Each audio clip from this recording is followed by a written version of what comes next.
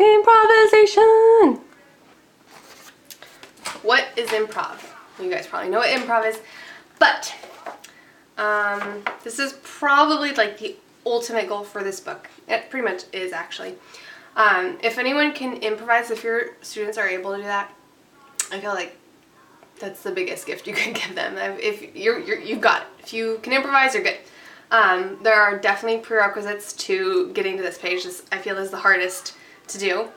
Gotta know your scales, chord progressions, be comfortable like playing hands together, and so this is a long process. So this is like the ultimate goal, basically. So what you're supposed to do, let's say that a student can improvise in C major. You know, I'm gonna improvise in C major.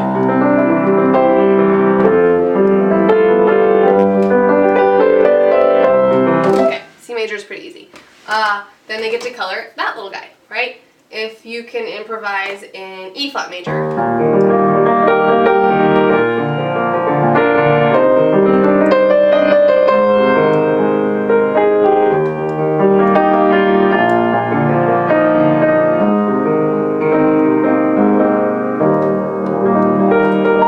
Okay, anyway, so being able to improvise in all of these keys is like, it's really hard, but then they get to, if they can improvise in it, they can color in. How do you get there?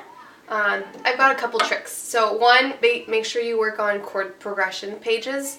I'll give you an example. I'll start my students off by just using 1, 4, 5, 1, and for example, we'll do D minor, okay? So you can just start out with 3 chords. So D minor, G minor, A, right? So have them play that.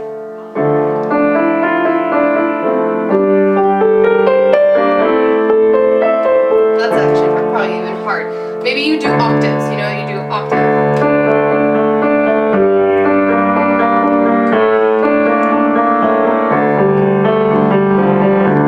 And what I explain is your left hand is just doing like the same pattern over and over, but your right hand, you're allowed to play like for D minor, all the white notes except B flat. You gotta make sure your B's are black.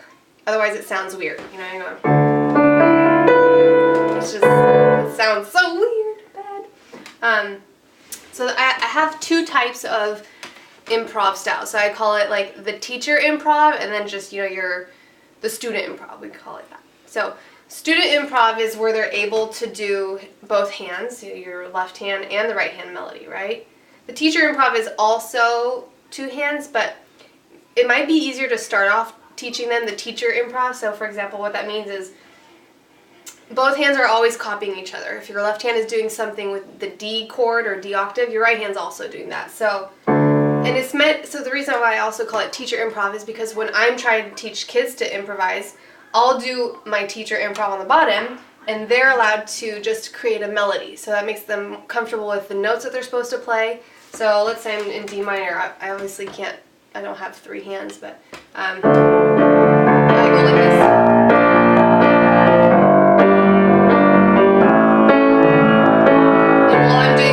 They're like,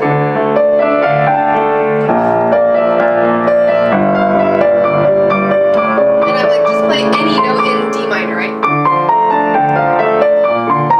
It's a scale.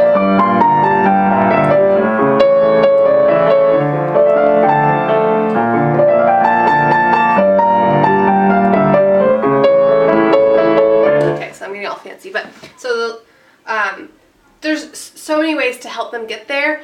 I usually first start with having them improvise just in the scale while I do something, you know, just simple down here. You can do the harmonic or the natural, right? And then slowly but surely you get them to, you know, you start in C or A minor, because A minor is nice. I always go to A minor. A minor is good because I love the minor keys, first of all, but also you can include that. It's like more fancy than C major. C major is so boring, guys. Come on.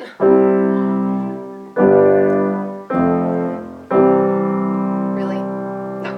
Anyway, so I'll start with like a key that has no sharps, and then I move, so I add 1 sharp. And if they're in the minor key, if they have 1 sharp or a flat, you know, you have that harmonic note that you can add.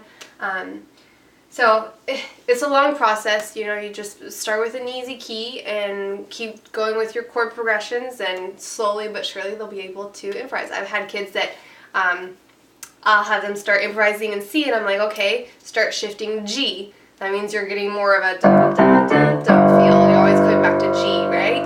And I'm like, okay, now add another sharp. So they start transforming it into D major. So hopefully that kind of helps you, but this is a hard page to do.